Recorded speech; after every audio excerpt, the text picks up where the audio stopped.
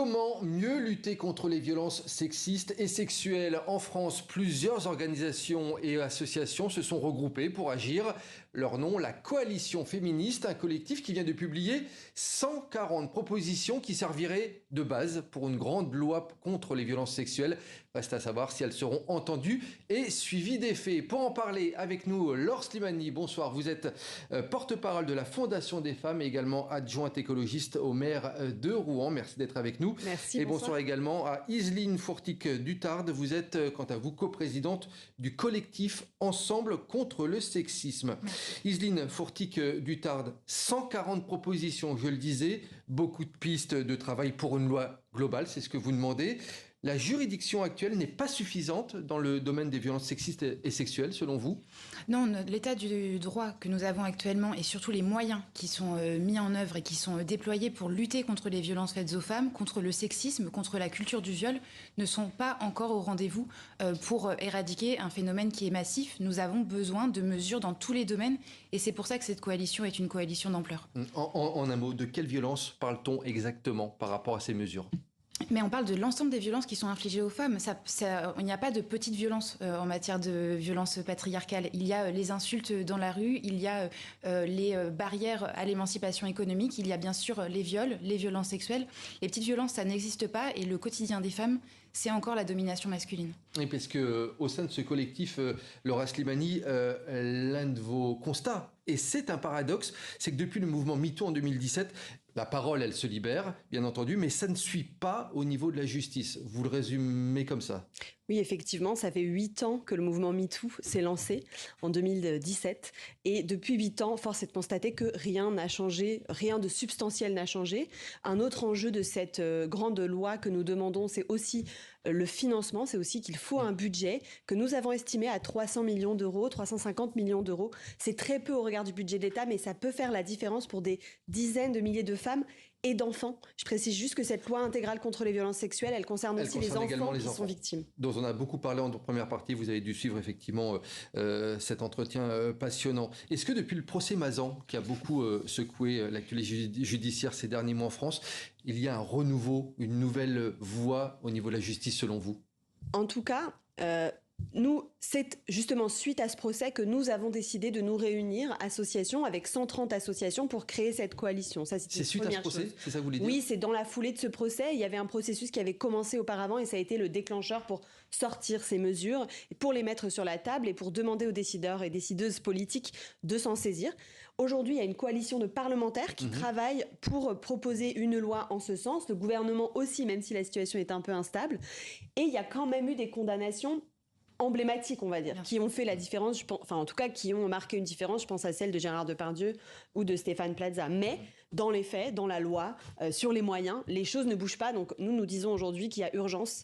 La France vient de se faire condamner encore une fois par la Cour européenne des droits de l'homme pour sa gestion de la justice sur les violences sexuelles. On va revenir dans un instant sur vos propositions, mais je voulais qu'on s'attarde sur deux chiffres que vous mettez en avant dans vos rapports. Yseline Fourtic-Dutard, concernant les viols, les tentatives de viol ou les agressions sexuelles, 88% des victimes sont des femmes. Voilà pour un chiffre que je voulais donner. Autre chiffre alarmant, 94% des plaintes pour viol sont classées sans suite.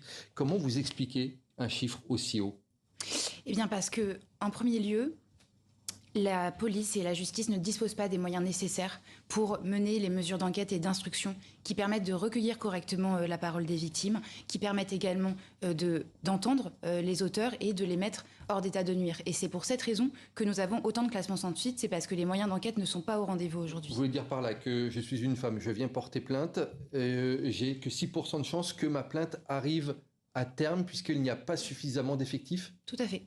Tout à fait. Et surtout, non, mais ce n'est pas qu'une question de manque d'effectifs, c'est aussi une question de contentieux massif. C'est-à-dire que les victimes de violences sexuelles dans notre pays sont tellement nombreuses que la justice n'a absolument pas effectivement les moyens de répondre à ce contentieux.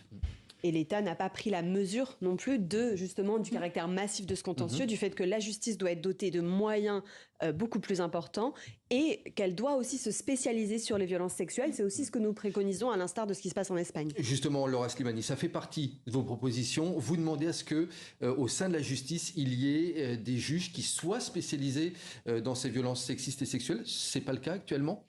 Non, aujourd'hui, ce n'est pas le cas et on constate que, en ce qui concerne les violences sexuelles, quand on voit un chiffre comme celui-là, on ne peut pas parler de justice. On ne peut parler que d'impunité. Donc aujourd'hui, notre système produit ça. Il faut se remettre en question. Et cette justice spécialisée, effectivement, en Espagne, elle a fait la différence sur notamment le nombre de condamnations et sur l'appréhension par les juges, à travers aussi des formations beaucoup plus poussées que celles que les juges ont aujourd'hui sur ce sujet, et une prise de conscience de ce que revêt, de l'ensemble des comportements, comme le disait Yseline tout à l'heure, que revêtent ces violences qui sont très très nombreuses. Je rebondis juste sur la question de la justice spécialisée parce que je pense qu'on touche au cœur du sujet. Pour vous, c'est le cœur du sujet, c'est ça? C'est l'un des angles majeurs, avec bien sûr avec l'éducation qui est primordiale et dont on parle beaucoup. Mais quand on parle de justice spécialisée, c'est très important de le dire, on ne parle pas que de justice pénale.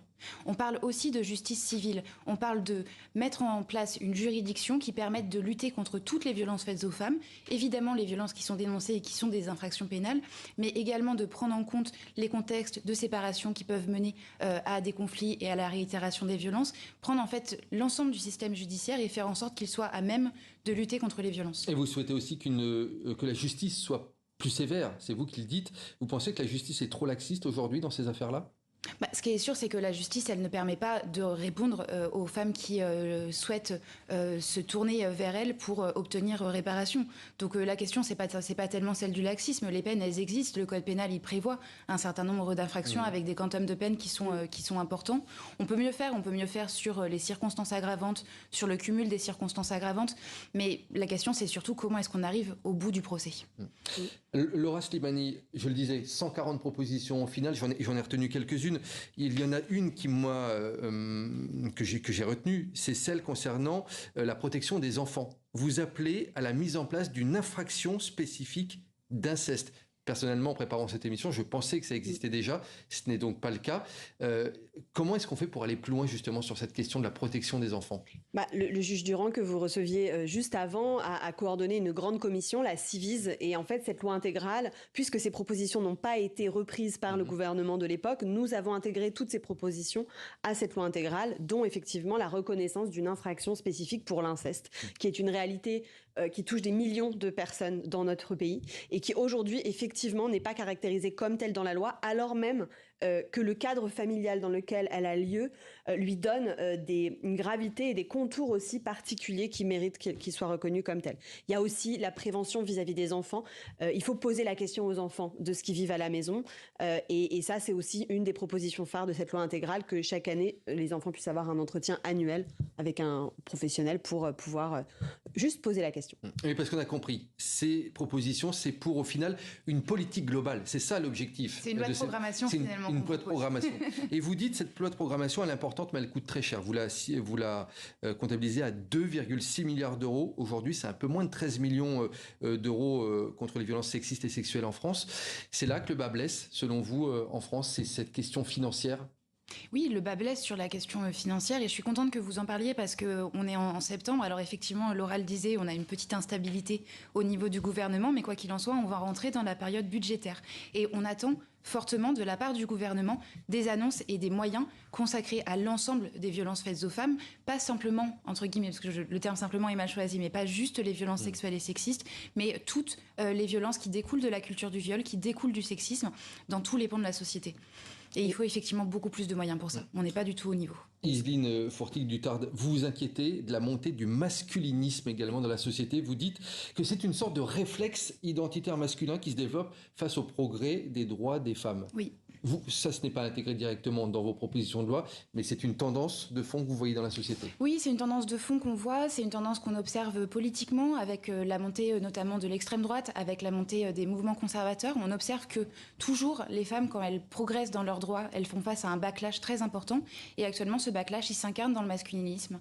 Il s'incarne dans des jeunes hommes qui ont peur d'être dépossédés de leurs privilèges, qui sont aujourd'hui des privilèges liés à la culture du viol, liés au sexisme. Donc effectivement, on veut les en déposséder, mais parce que c'est la seule condition pour parvenir à une société égalitaire. Laura Slimani, 2 questions en une. Concernant cette montée du masculinisme, on voit beaucoup de jeunes hommes sur les réseaux sociaux prendre la parole à ce propos.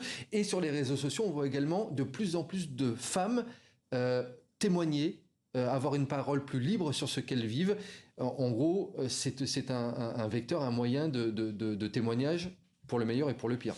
Oui, Internet et les réseaux sociaux, ça a été à la fois un formidable vecteur d'émancipation et de mouvement pour le mouvement MeToo qui s'est déployé à travers ces réseaux sociaux et ça aurait jamais pu être le cas autrement. C'était un vrai tremplin. Ça a été, voilà. Et en même temps, aujourd'hui, on voit que sur les réseaux sociaux, du fait à la fois des logiques algorithmiques, de logiques financières, mais aussi des violences qui ont lieu sur les réseaux sociaux, notamment en termes de harcèlement des influenceuses et des femmes qui produisent des contenus aujourd'hui, on a un mouvement où il y a des femmes qui partent de ces réseaux sociaux et les influenceurs masculinistes qui prennent de plus en plus de place. Donc c'est un sujet qui doit être traité aussi au niveau politique et dont on doit avoir conscience parce que ce qu'on voit sur les réseaux sociaux, ça n'est pas neutre. Une conclusion de votre part, Laura Slimani. Vous avez reçu des réponses de la part du gouvernement suite à vos 140 propositions. Vous allez leur présenter ou pour l'instant c'est resté lettre morte? Non, ça n'est pas du tout lettre morte. Il y a, je le disais, 2 travaux qui sont en cours. Les parlementaires qui vont déposer une proposition de loi et puis la ministre actuelle des droits des femmes qui a aussi expliqué qu'elle allait aussi déposer un projet de loi en ce sens. Donc maintenant, on demande à ce que pour novembre et pour le 25 novembre, la journée internationale de lutte contre les violences faites aux femmes, cette loi soit présentée au Parlement pour qu'on puisse enfin avancer. Le dialogue n'est pas rompu, c'est ce qu'il faut comprendre. Le dialogue n'est pas rompu. Et c'est tant mieux. Merci beaucoup à vous, Laura Slimani, d'avoir été notre invitée. Merci à vous également, Yveline Fourtic du Tarn. Merci à toutes les deux.